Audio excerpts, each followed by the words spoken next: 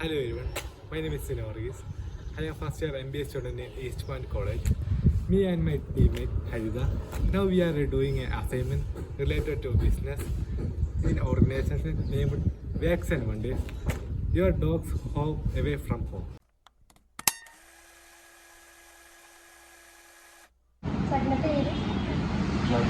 Joji from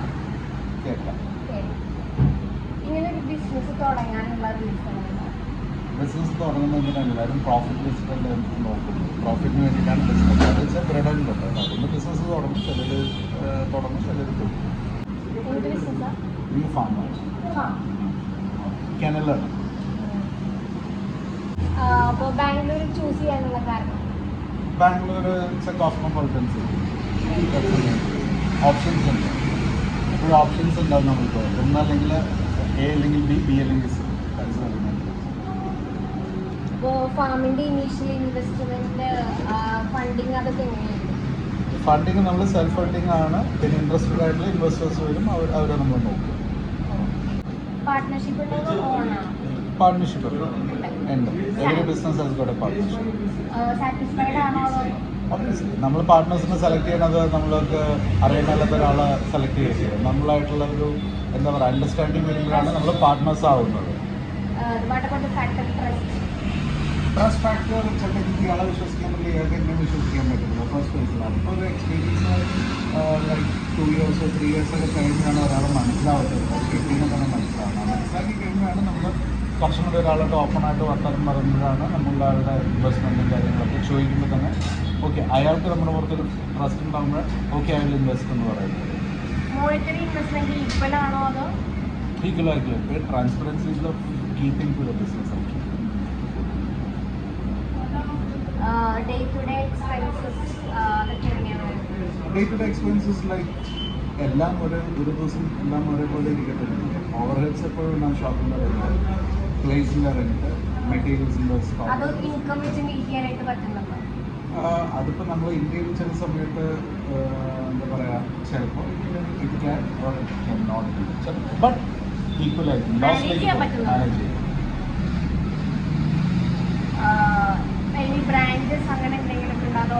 ഇല്ല ഇപ്പോൾ ഒറ്റ ഫാമാണ്. ഒബ്വിയസ്ലി നമുക്ക് എപ്പോഴും ബിസിനസ് എക്സ്പാൻഷൻ ആണല്ലോ. ഡൈവേഴ്സിഫൈ ചെയ്തിട്ട് ഈ ഒരു ഫീൽഡിൽ തന്നെ എന്താ പറയുക അതിൻ്റെ നെക്സ്റ്റ് ലെവൽ എന്താണെന്നാണ് നമ്മൾ തിങ്ക് ചെയ്യുന്നത്. നമ്മൾ തുടങ്ങാൻ നമുക്ക് ലെസ് ക്യാപിറ്റൽ കുറച്ച് ക്യാപിറ്റൽ വെച്ച് നമ്മൾ തുടങ്ങി നന്നായിട്ട് പോയിട്ട് നെക്സ്റ്റ് ലെവൽ എന്താണെന്ന് നോക്കിയിട്ട് അതിൻ്റെ അടുത്തുള്ള ഓപ്പർച്യൂണിറ്റീസ് കണ്ടെത്തിയിട്ട് അതിനകത്തേക്കാണ് നമ്മൾ മുമ്പോട്ട് പോകുന്നത്. എന്തൊക്കെ പെറ്റ്സിനെ കുറിച്ച് നിങ്ങൾക്ക് അറിയാം? ക്യാറ്റില്ല, ഡോഗ്സ് മാത്രമേ. ഓൾ ബ്രീഡ്സ് ഉണ്ട്. നമ്മൾ അഡോപ്ഷന് കൊടുക്കും. ഇപ്പം നിങ്ങളൊരു പെറ്റിനെ വാങ്ങിച്ചു കഴിഞ്ഞിട്ട് എല്ലാവരും ക്രൈസിന് പെറ്റിനെ പോയിട്ട് 10-50,000 രൂപ കൊടുത്ത് വാങ്ങിക്കും. അതൊരു 4 മാസം കഴിയുമ്പോൾ അതിൻ്റെ ഹാങ് ഓവർ കഴിയും. അപ്പോൾ ഇത് ചെയ്യും, അവർക്ക് നോക്കാൻ കഴിയുണ്ടാവില്ല. അവർ ചിലപ്പോൾ റോഡിൽ കൊണ്ടിട്ട് കളയും. ഇപ്പം നമ്മളെന്താ ചെയ്യുന്നത് വെച്ചാൽ നമ്മളാരുള്ള അപ്പം നിങ്ങൾ വാങ്ങിച്ച കുട്ടിയാണെങ്കിൽ ഇത്രയും അത് നമ്മൾ അഡോപ്റ്റ് ചെയ്യും. നമ്മളതിനെ വളർത്തും. നമ്മൾ പക്ഷെ അതിനെ വിൽക്കത്തില്ല. വേറൊരു ഒരാൾ വരുവാണ് ഞങ്ങൾക്കൊരു പട്ടിനെ വേണം, നമ്മൾ പറയാം നമ്മൾ അവരെക്കുറിച്ച് ബാക്ക്ഗ്രൗണ്ട് അന്വേഷിച്ചിട്ട് നമ്മൾ അതിനെ കൊടുക്കുന്ന കണ്ടീഷൻസ് വെച്ചിട്ടായിരിക്കും കൊടുക്കുന്നത്. ദാറ്റ് മീൻസ് നമ്മളെപ്പോൾ ചോദിച്ചാലും ഫോട്ടോസും വീഡിയോസും തരണം.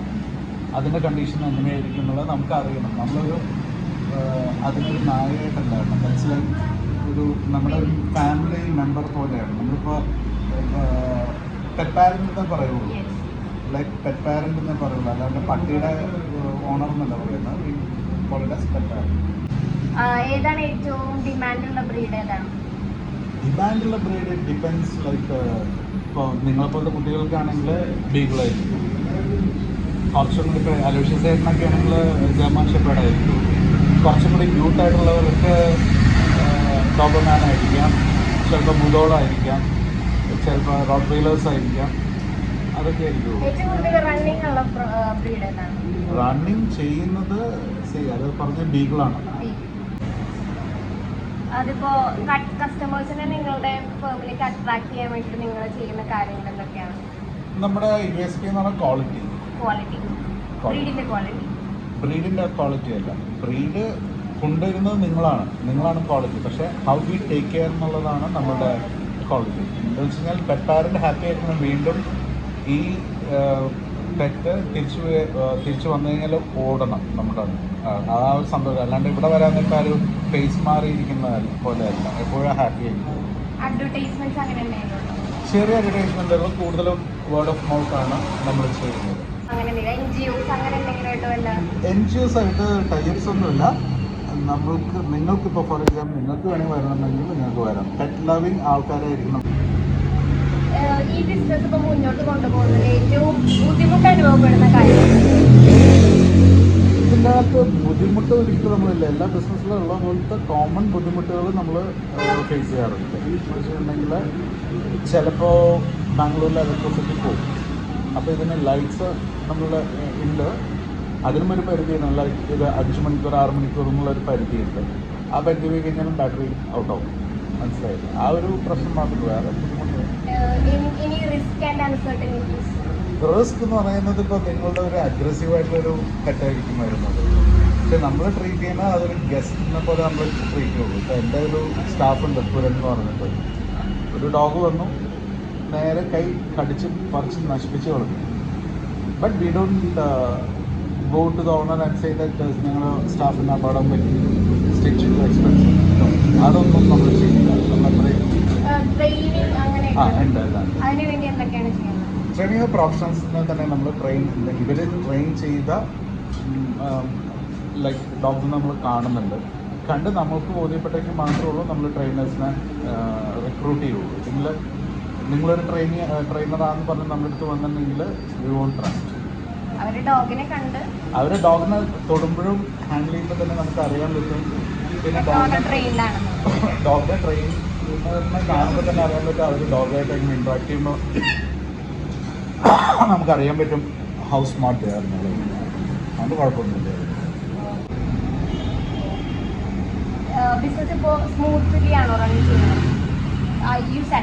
Very much. അതിൽ ഇവിടേക്കും ഇരിക്കാൻ പറ്റുമോ?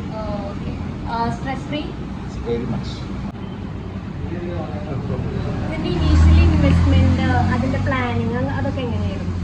ഇൻവെസ്റ്റ്മെന്റും പ്ലാനിങ് വെച്ച് കഴിഞ്ഞാൽ ഇത് ഓൾറെഡി റണ്ണിങ് ആയിട്ടുള്ള ഇൻസ്റ്റിറ്റ്യൂഷനായിരുന്നു. ഓൾറെഡി ഇതിനെ ടേക്ക് ഓവർ ചെയ്തതാണ്. സോ അത് ടേക്ക് ഓവർ ചെയ്തപ്പോഴത്തേക്ക് അത് വേറെ ഒരു മൊത്തത്തിൽ പൊളിഞ്ഞിരിക്കുന്ന സംഭവം നമ്മൾ എടുത്തിട്ട് മൊത്തം നമ്മളെ റീഫർബിഷ് ചെയ്തിട്ട് പുതിയ സാധനങ്ങൾ പെയിൻറ്റിങ്, ഗ്രീൻസ്, അങ്ങനെ കുറേ സംഭവം ഇൻവെസ്റ്റ് ചെയ്തിട്ട് അതിൻ്റെ മന്ത്ലി റെൻ്റൽ ഇപ്പം എടുത്തേക്കുന്നത്. റെൻറ്റിലായിട്ട് എടുത്തേക്കുന്നത് ഒരു 5 ഇയർ ലോക്കിംഗ് പീരീഡിൽ എടുത്തേക്കുന്നത്. സന്തോഷത്തേക്കുള്ള ലോക്കിംഗ് പീരീഡിലാണ് അത് കിടക്കുന്നത്. റെൻറ്റ് പറഞ്ഞിട്ട് 50,000 അഡ്വാൻസ് 5 lakhs. ഇപ്പം ബ്രേക്ക് ഈവനായിട്ട് പോയിക്കൊണ്ടിരിക്കുക. നോട്ട് നമ്മുടെ ഓവർ ഹെഡ്സ് ആയിട്ട് ഒത്തിരി പോകുന്നില്ല. എനിക്ക് വേണ്ടി മീറ്റ് ആവുന്നത് വിത്ത് 6 to 7 ബോർഡിങ്സ് ആണ് എനിക്ക് വേണ്ടി മീറ്റ് ആവുന്നത്. So if I hit target of 30 I will be able to make lot of profit. Customer relationship retain ചെയ്യുന്നത് കസ്റ്റമർ ഇപ്പം നമ്മളുടെ 3 things ആണ് നമ്മൾ മോർ ടേക്ക് കെയർ ചെയ്യുന്നത്. ഒന്ന് പെറ്റിനെ നല്ല രീതിയിൽ ടേക്ക് കെയർ ചെയ്യുക. ഇനിയെന്നുള്ളത് ആംബുലൻസ് അവിടുത്തെ അറ്റ്മോസ്ഫിയർ നല്ലോണം വയ്ക്കുക. മൂന്നാമത് കസ്റ്റമറിനെ ഹാപ്പി ആയിട്ട് വയ്ക്കുക. പെറ്റ് ഹാപ്പി ആണെങ്കിൽ കസ്റ്റമർ ഹാപ്പി ആയിരിക്കും. സോ കസ്റ്റമർ ഹാപ്പി ആണെങ്കിൽ പെറ്റ് ഇവിടെ ഹാപ്പി എന്നുള്ള കാര്യങ്ങൾ അവർ അറിയണം. സോ അതിന് എന്തൊക്കെ ആക്ടിവിറ്റീസ് നടക്കുന്നു ആ വീഡിയോസ് എല്ലാം എടുത്ത് നമ്മൾ അവർക്ക് അയച്ചു കൊടുക്കും. അത് കഴിഞ്ഞതിന് ശേഷം നമ്മൾ തിരിച്ച് പോകുമ്പോഴത്തേക്കും പെറ്റിനെ കൊടുക്കുമ്പോഴത്തേക്കും അവരോട് ചോദിക്കും ഇതിനകത്ത് നമ്മുടെ സർവീസ് എങ്ങനെ ഉണ്ടായിരുന്നു, as per your experience raters on this form എന്ന് പറഞ്ഞുകൊണ്ട് നമ്മളൊരു ഫോം കൊടുക്കും. അതിനകത്ത് എന്തെങ്കിലും തെറ്റുണ്ടെങ്കിൽ നമ്മളത് മാറ്റാൻ നോക്കും. അപ്പോൾ നമുക്ക് ഹാർഡ്ലി ഒരു ഇത്രയും വന്നിരിക്കുന്ന കസ്റ്റമേഴ്സിൽ ഒരു 2-3 കസ്റ്റമേഴ്സാണ് നമുക്ക് ബാഡ് എക്സ്പീരിയൻസ് ആയിട്ടുള്ളത്. ബാക്കിയെല്ലാം പോസിറ്റീവായിട്ടൊക്കെ കറക്റ്റ്. നമുക്ക് അന്നേരം പറ്റിയൊരു തെറ്റെന്ന് വെച്ച് കഴിഞ്ഞാൽ നമുക്ക് സ്റ്റാഫ് കുറച്ച് കുറവാണ്. സോ സ്റ്റാഫിൻ്റെ കാരണം കൊണ്ട് കുറച്ച് നമുക്ക് ഷോക്കേജസ് ഉണ്ടായിരുന്നു. അത് നമ്മൾ ഓവർകം ചെയ്യും. സ്കെഡ്യൂൾഡ്. നമ്മൾ ഒരു പെറ്റ് വന്നു കഴിഞ്ഞാൽ അതിന് 5-6 ടൈപ്പ് ആക്ടിവിറ്റീസ് ഉണ്ട് ഒരു ദിവസം. സോ ഈ ആക്ടിവിറ്റീസ് എല്ലാം നമ്മൾ വീഡിയോയ്ക്കകത്ത് റെക്കോർഡ് ചെയ്തിട്ട് ഇത് കസ്റ്റമേഴ്സിന് അയച്ചു കൊടുക്കും. സോ കസ്റ്റമറിന് ചിലപ്പോൾ നമ്മൾ കുറച്ച് മ്യൂസിക് ആഡ് ചെയ്തിരിക്കും കൊടുക്കുന്നത്, ചിലപ്പോൾ എങ്ങനെ നോക്കിയാലും ആ പെറ്റ് ഇവിടെ ഹാപ്പിയാണെന്നുള്ളതും പിന്നെ അതിൻ്റെ ഡെയിലി ആയിട്ടുള്ള റൂട്ടീൻ, അതിൻ്റെ ആക്ടിവിറ്റീസ്, അതിൻ്റെ സ്വിമ്മിങ്, അതിൻ്റെ വാക്കിങ് ഇതെല്ലാം കറക്റ്റ് സമയത്ത് നടക്കുന്നുള്ളത് നമ്മൾ കസ്റ്റമറിനെ അറിയിക്കും. അതിൻ്റെ ഫുഡ് അതിന് നമ്മളൊരു ആപ്പ് ഉണ്ട്, പെറ്റിൽ ഒരു ആപ്പ് നമുക്കൊരു ആപ്പുണ്ട്. സോ പെറ്റിൽ ആപ്പിനകത്ത് നമ്മൾ കസ്റ്റമറിന് ആ ആപ്പാണ് അയച്ചു കൊടുക്കുന്നത്. അതിനകത്ത് അവർ അപ്ഡേറ്റ് ചെയ്യും. ഇപ്പോൾ പെറ്റ് അഗ്രസീവ് ആണോ, അല്ലെങ്കിൽ അതിന് എന്തെങ്കിലും ഫുഡ് അലർജി ഉണ്ടോ, ഇതിൻ്റെ വാക്സിനേഷൻ കഴിഞ്ഞാണോ, പിന്നെ എന്തൊക്കെയാണ് ഫുഡിൻ്റെ പ്രിഫറൻസ് ഏതാണ്, വാക്കിംഗ് ടൈം പ്രിഫറൻസ് ഏതാണ്, ഇതെല്ലാം ആപ്പിനകത്ത് അവർ അപ്ലോഡ് ചെയ്യും. സോ അത് നമുക്കിവിടെ നമ്മുടെ ഡാഷ്ബോർഡിൽ കിട്ടും. നമ്മുടെ ഡാഷ്ബോർഡിനകത്ത് നോക്കിയിട്ടാണ് അതിനനുസരിച്ചാണ് നമ്മുടെ ആക്ടിവിറ്റീസ് പ്ലാൻ ചെയ്യുന്നത്. അഡോപ്ഷൻ ഉണ്ട്. കുറേ പേര് ഈ പെറ്റ്സിനെ മെയിൻറ്റെയിൻ ചെയ്യാൻ പറ്റാത്തവർ വരും. അന്നേരത്തേക്കും നമ്മൾ അതിന് വേണ്ടി ഒരു അഡോപ്ഷൻ അലേർട്ട് എന്ന് പറഞ്ഞിട്ട് ഒരു മെസ്സേജ് ചെയ്തിട്ട് സ്റ്റാറ്റസ് ഫേസ്ബുക്ക്, പിന്നെ ഇൻസ്റ്റാഗ്രാം, നമ്മുടെ പേജസിനകത്തെല്ലാം അതൊരു പോസ്റ്റ് ചെയ്യും, പ്രൊമോഷൻ ചെയ്യും. അന്നേരം ആർക്കും താല്പര്യമുണ്ടെങ്കിൽ അവർ വരും, നമ്മളവിടെ കൊടുക്കും. നമ്മൾക്കുണ്ട് ഇപ്പോൾ പെറ്റ്സ്. ഇപ്പോൾ എൻ്റെ അടുത്തുണ്ട്. എൻ്റെ അടുത്ത് ഇപ്പോൾ ഒരു ഓൾമോസ്റ്റ് 8 പെറ്റ്സ് അങ്ങനെ അഡോപ്ഷന് വന്നിട്ട് അഡോപ്ഷൻ വെയിറ്റ് ചെയ്യുന്നില്ല, വന്നിട്ട് ഇപ്പോൾ ഒരു 6 മാസത്തിന് മുകളിലായി. അവരൊക്കെ നമ്മളോട് തന്നെ നമ്മളങ്ങനെ ടേക്ക് കെയർ ചെയ്യും. അതിനകത്ത് നമ്മുടെ ഇതിനകത്ത് ഇതെല്ലാം ഇതിനകത്ത് മീറ്റ് ചെയ്യാൻ പറ്റുന്നുണ്ട്. ഒരു 8 ഇതിനകത്ത് വില മീറ്റ് ചെയ്യാൻ പറ്റുന്നുണ്ട്.